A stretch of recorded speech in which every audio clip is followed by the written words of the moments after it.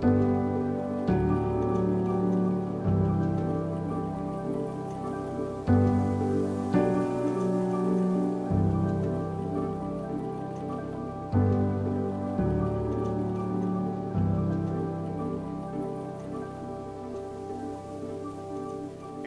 Creek.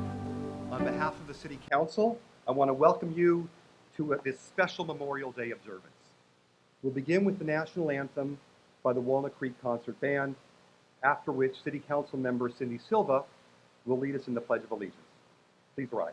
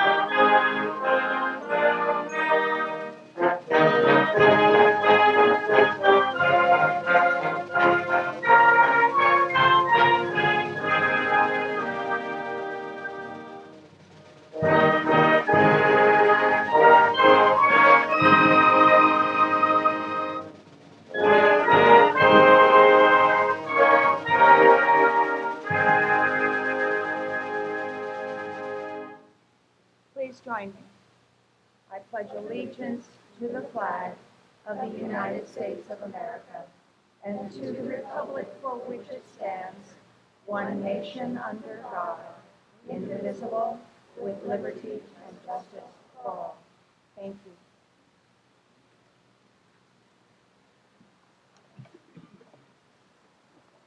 First of all, I'd like to introduce my colleagues on the dais. City Council members Cindy Silva and Luella Haskew are here, and I'm happy to introduce to you Rabbi Jenny Shaban of Congregation B'nai Tikva, who will deliver the invocation.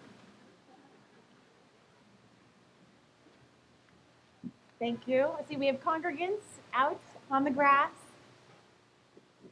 elected and civic leaders, people of the city of Walnut Creek. I'm honored to offer these words of invocation on this sacred day of memory.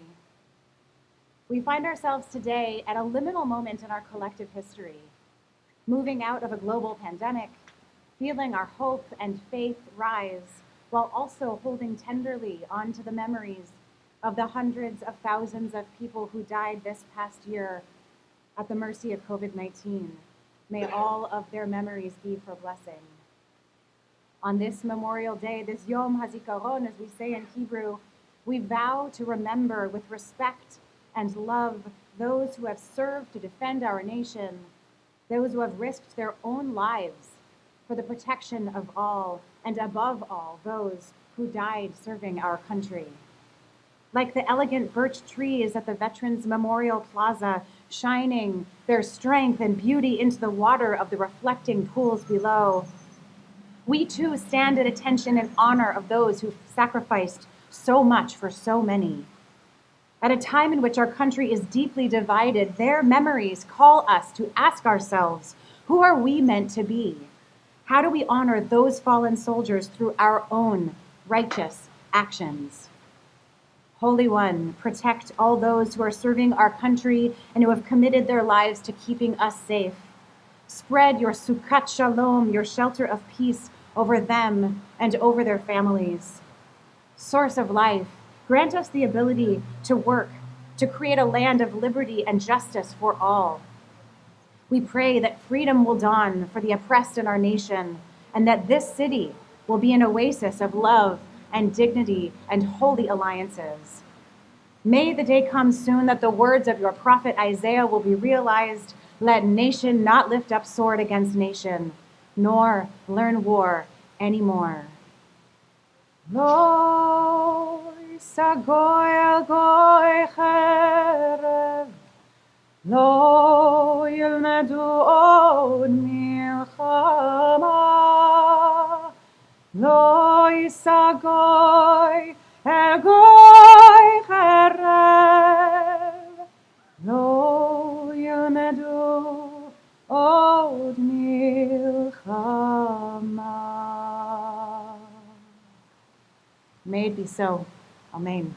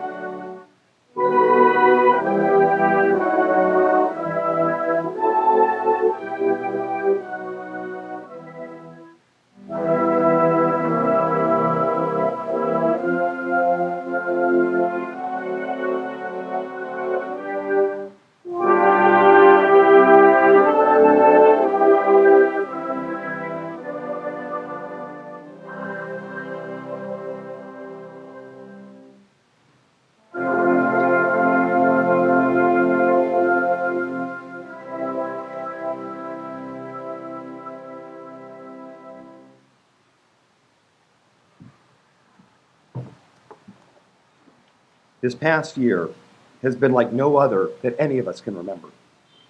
It was little more than a year ago that the entire nation shut down due to the pandemic. And since then, nearly 600,000 Americans lost their lives due to COVID-19. We weren't even able to gather last year to mark Memorial Day 2020. Despite some restrictions on attendance today, I'm grateful that we're at a point where we can once again be together to mark this important day. You'll sometimes hear someone say, "Have a great Memorial Day," or "Happy Memorial Day," as if it's just another festive holiday. Nothing could be further from the truth. Today is a day for pausing what we're doing and remembering those who paid the ultimate sacrifice to keep the rest of us safe. Our military men and women who gave their lives deserve our thanks, our honor, and our respect. The first observance of Memorial Day, that what we call now, was on May 30th, 1868, when flowers were placed on the graves of Union and Confederate soldiers at Arlington National Cemetery in Virginia. After World War I, the day was changed to honor those who died fighting in any war. For more than 30 years, our city has hosted this special ceremony on Memorial Day to remember and to honor those American military personnel from all branches of service and all wars who gave their lives in the service of our country. We welcome those of you who are here with us here today, both in person and at home, to honor and remember those heroes. It is very important that we as a community continue to hold a Memorial Day observance to honor those brave men and women. We can never take for granted the sacrifices made by these special Americans who put honor and country above all else. A thank you, a salute, thoughtful words, none of these can express our deepest appreciation for their service and for the many other benefits of having them in our lives. Today I want to introduce to you a very special veteran who has been a major part of my life, literally since birth. It had been only 5 years since the end of World War II, and the United States was at war once again, this time in Korea. Robert Michael Wilk graduated high school in 1952 and at the age of 17 became a Naval Reserve. On his 19th birthday, in March of 1953, he joined the United States Coast Guard.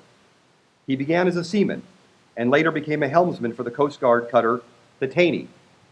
The famous Taney was one of the few surviving ships from the attack on Pearl Harbor, where she was able to repeatedly engage Japanese planes which flew over the city. Seaman Wilk was honorably discharged in December 1954 and went on to graduate from Cal State LA and later with a master's degree from UCLA and a Doctor of Education from University of Massachusetts in 1973.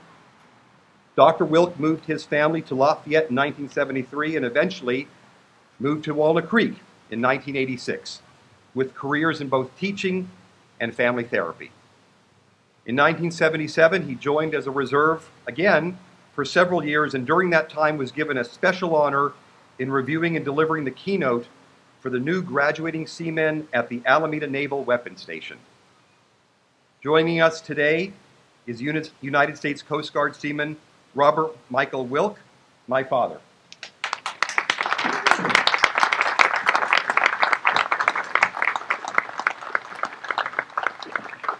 Robert, or Bob as everyone calls him, is also joined today by his wife of 62 years, Nessa, also referred to as my mom.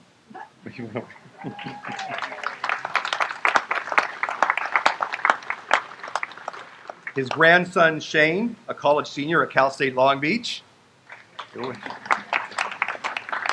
And his girlfriend, Danielle. Shane's girlfriend, not Bob's. My wife, Jill, his daughter-in-law, was unfortunately not able to be here due to a family emergency.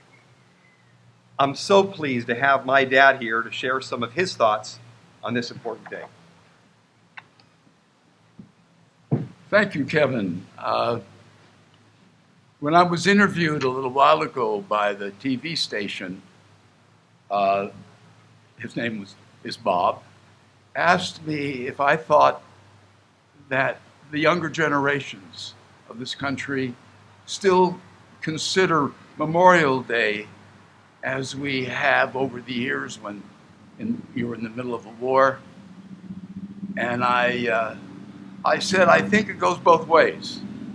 I think about this, Walnut Creek, and other towns and cities like Walnut Creek having a commemoration, and some that don't. But thank you for inviting me here to speak. When I told my mother at a pretty young age that I was going to join the Coast Guard, she was worried. The war was on. I didn't want to be drafted. There was a draft on, too, at that time. And I said, oh, it's the Coast Guard. We just go up and down the coast. I'll be safe. And 3 months later, I think it was 3 months later or 2 weeks later, the cutter, the Taney, left for 5 months across the Pacific Ocean, stopping along the way at ocean stations. The Coast Guard manned ocean stations that were 100 square miles apiece with funny names like Uncle and Nan and Sugar. And most of the time we spent our time on those stations, going back and forth or drifting, depending on the weather. There was a time we were there for 3 weeks and we never drifted because the weather was so bad. So my worst memories were of the terrible weather out in the middle of the Pacific.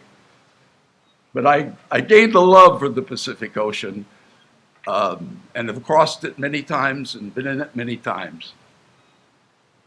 One of the times was when we went to Ocean Station Sugar up in the Gulf of Alaska. A plane had gone down. And that was another thing that the Coast Guard did, was to air-sea rescue.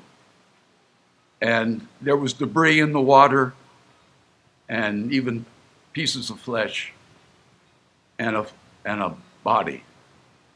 A man whose name I thought I'd never forget, and eventually did, that we brought aboard. That somehow brought to a very great realization that there's a war on. It's dangerous out here. Anything can happen. A plane can go down, a boat can sink, a person can drown. And as a young man, I wasn't 20 yet, it woke me up. I needed waking up. And I think more than anything, the growth I got from being in the military and being a veteran, living on a boat not much bigger than a small destroyer escort, 100 guys, bunks of 3 in a row, and out at sea for a month at a time. And that takes something. You either can take it or you can't. And so I did it for many months until I got to be a ship's laundryman. That was the cushy job. So I think if I learned anything, it was how much experience counts. When we got to Japan eventually across the Pacific, to Yokosuka, the naval base, we were asked to dress in civilian clothes, not to wear our uniforms, because they didn't want us to look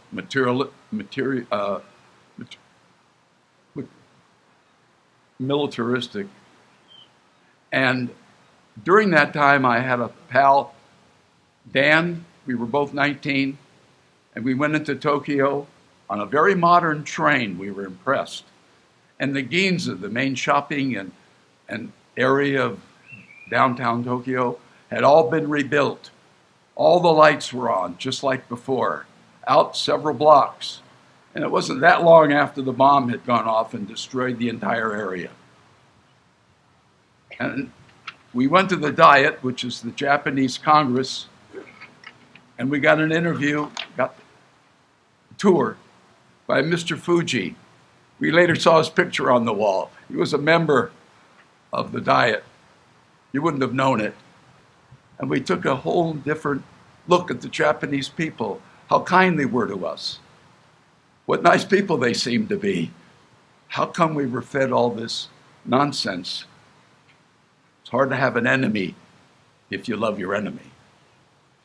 Anyway, I appreciate the time I had. I'm glad that I wasn't in combat. And I certainly appreciate those not only who sacrificed their lives, but those that gave their time. Thank you very much. I'm glad to see all of you here.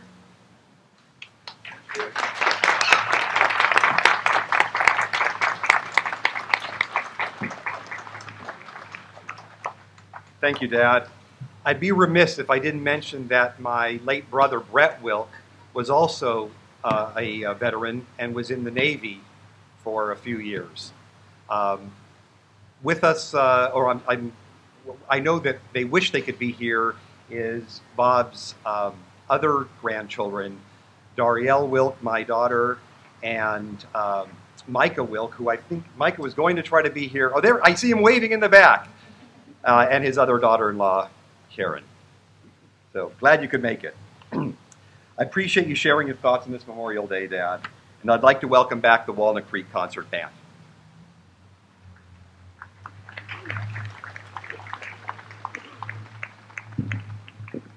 We're going to play for you a piece by composer Keith Gates, composed in 2002 after another tragic event this country went through, and commissioned by one of our band members, Gary and Catherine Crandall. It's just titled In Memoriam.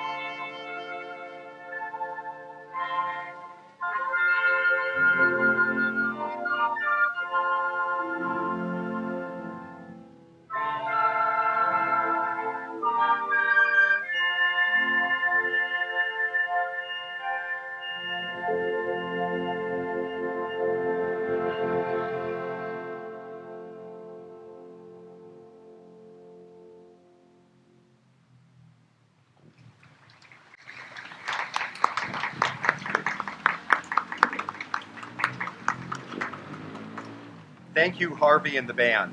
It's great to hear live music again in the park.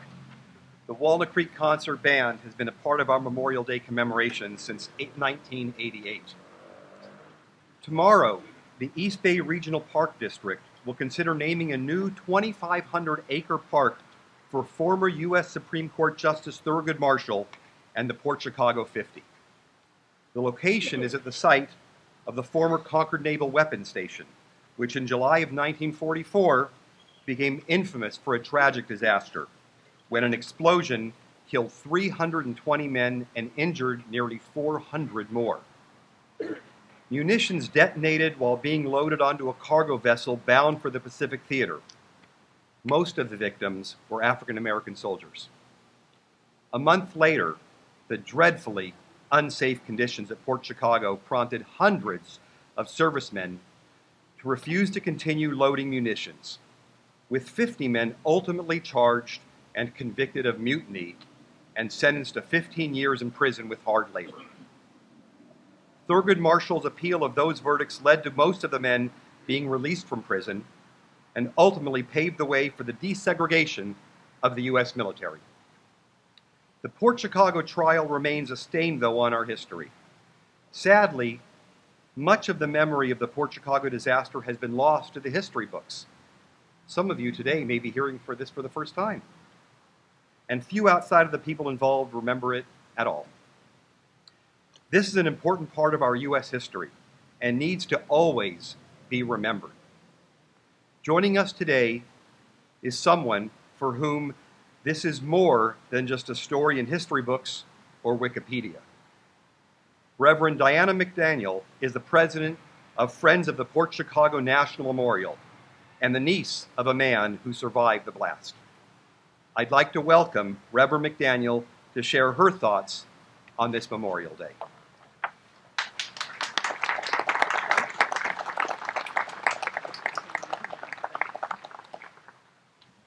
Good morning.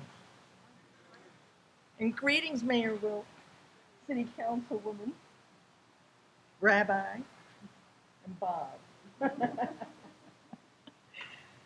So I'm glad to be here this morning to speak to you. My grandfathers both served in World War I. My father and my uncles served in World War II.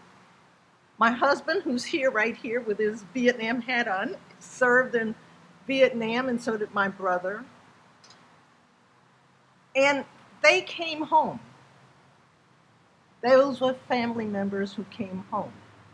We are here today to honor and remember those who didn't. And so we say thank you to them for their sacrifice and to their families for their sacrifice.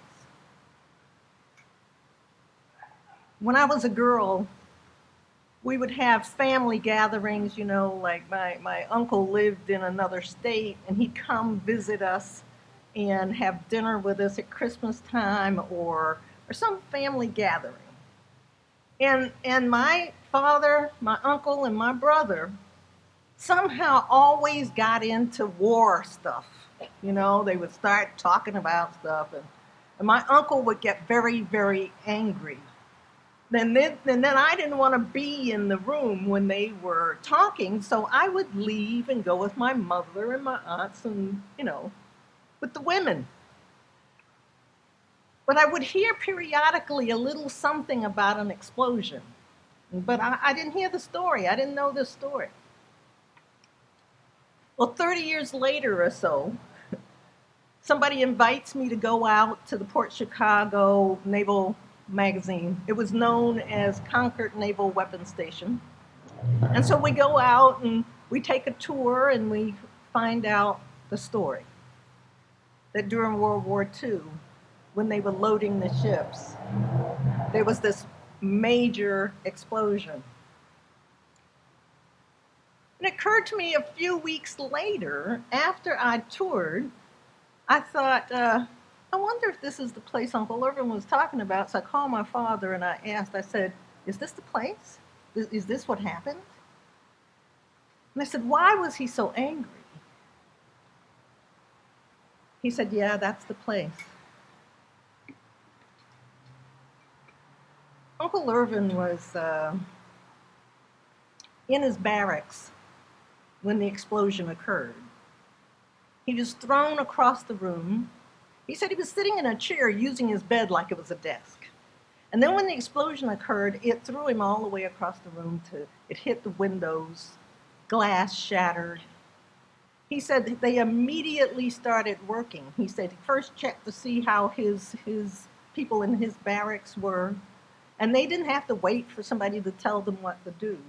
They just immediately started checking on everybody, and he happened to be a man who was not one who loaded munitions.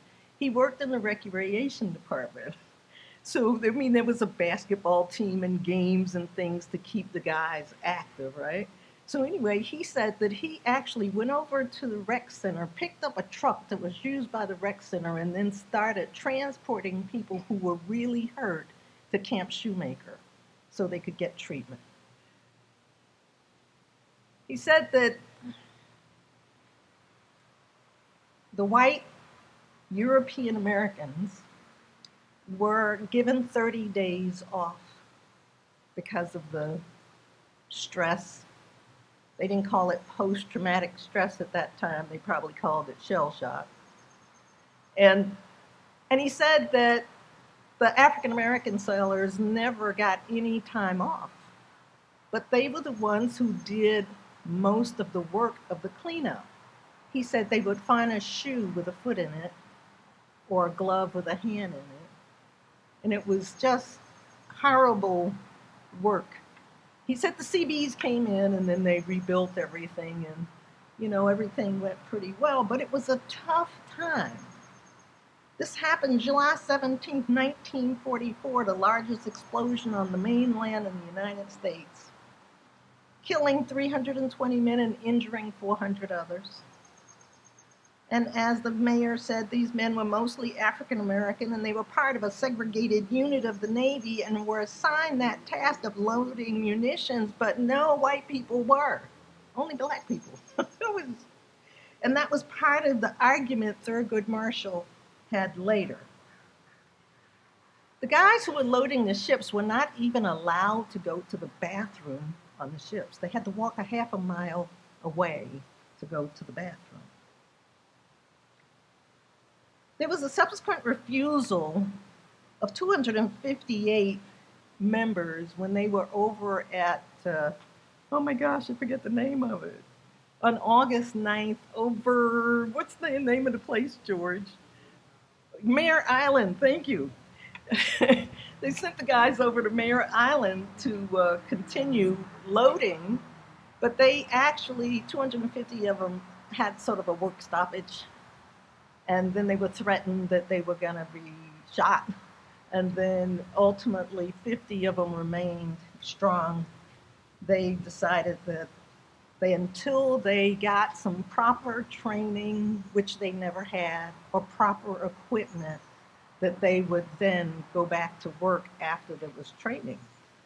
But they were accused of mutiny, and their cause, which included support from Eleanor Roosevelt and Thurgood Marshall, ultimately led to the desegregation of the Navy and perhaps the entire military.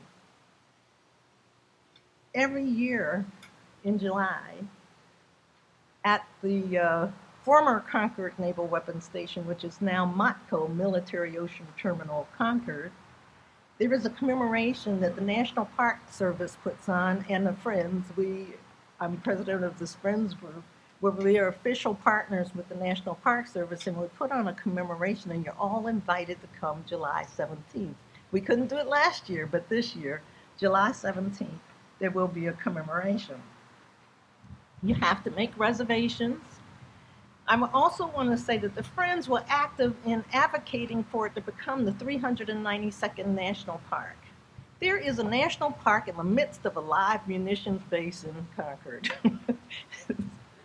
But that's the way it is.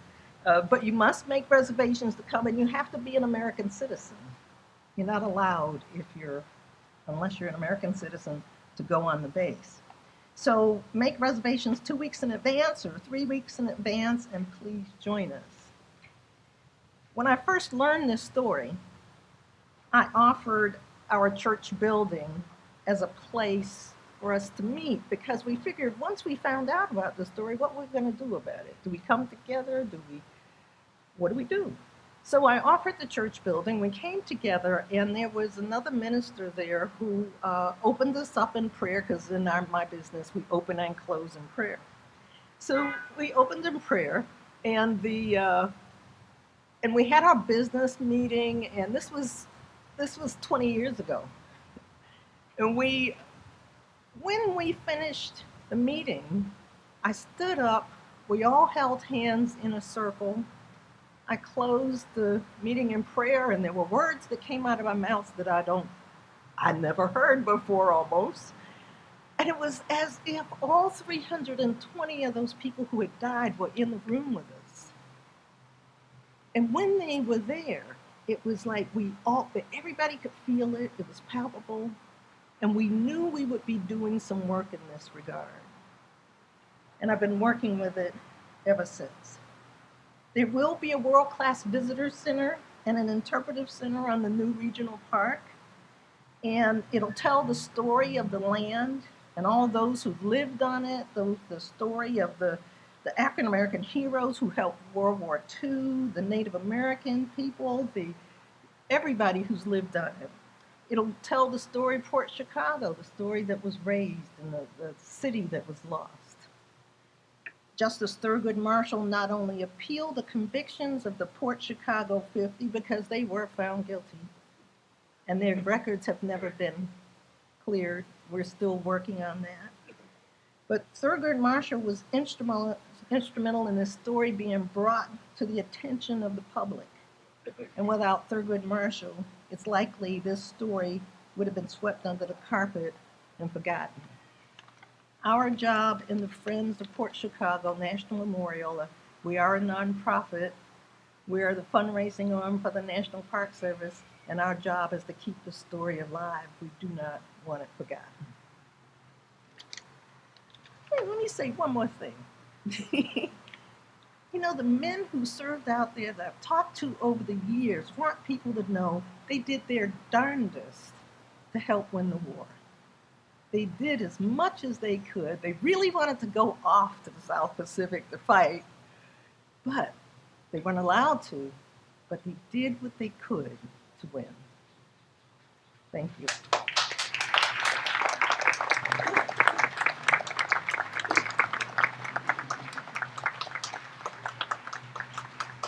Thank you, Reverend McDaniel.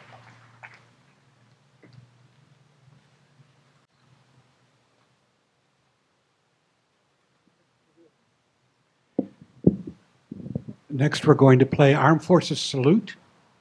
And so when you hear the theme song of your service, service of your relatives, service you want to remember, please stand and sing along.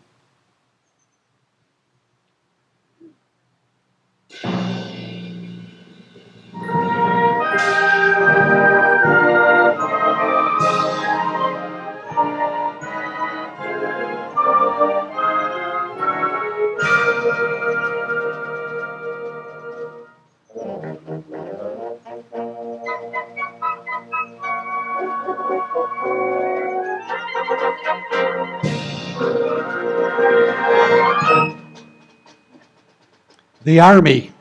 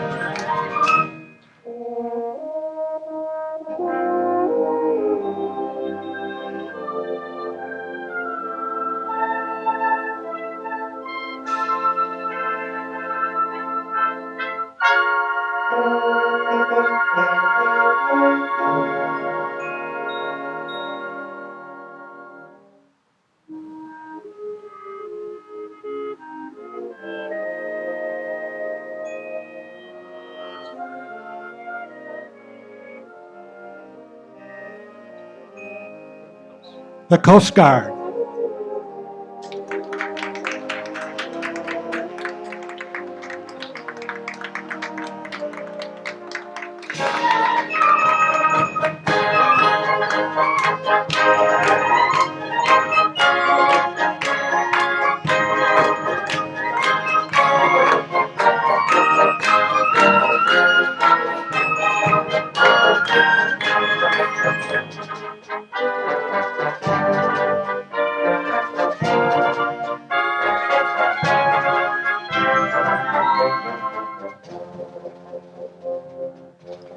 the Marines.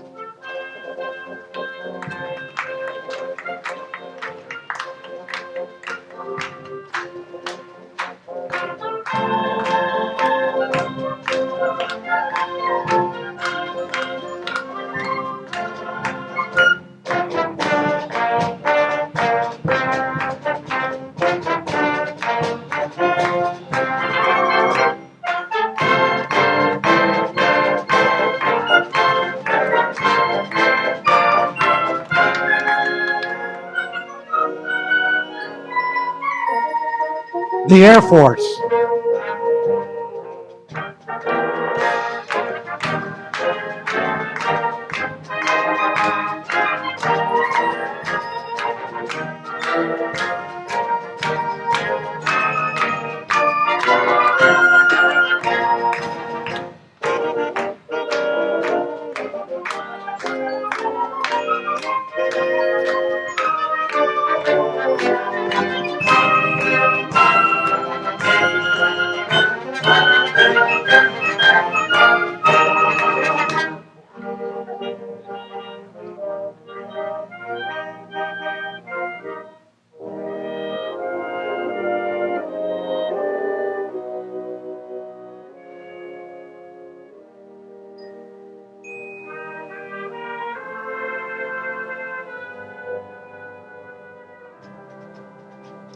The Navy.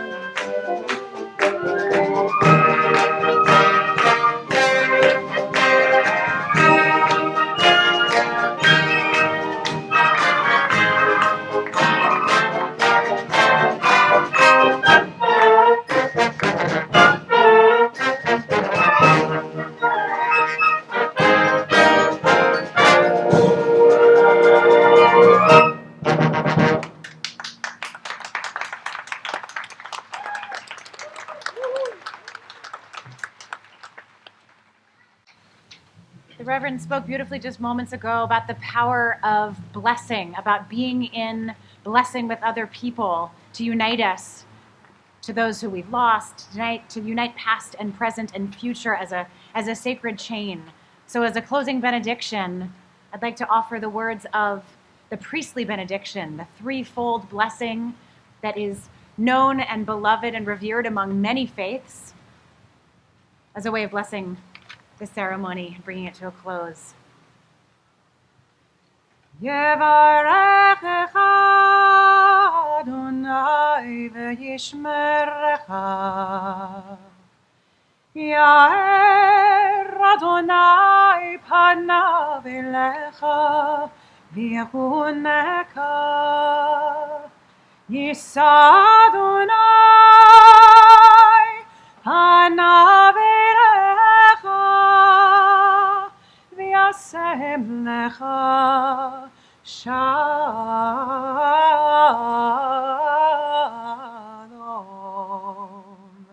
Shalom.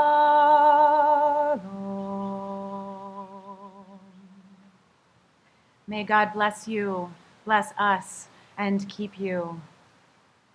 May God's countenance shine upon you and bring you comfort. May God's own face be lifted to all of us and bring us shalom, bring us peace. Amen.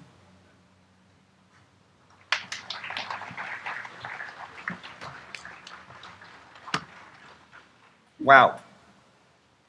Reverend McDaniel, that was something else. I really learned a lot there. Appreciate that. I want to thank our special guests today, Council Members Luella Haskew and Cindy Silva, Rabbi Jenny Shavon, my rabbi, Reverend Diana McDaniel, and my own hero, my dad, Robert Wilk.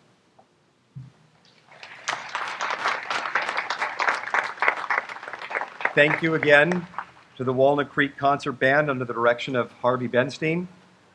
And most importantly,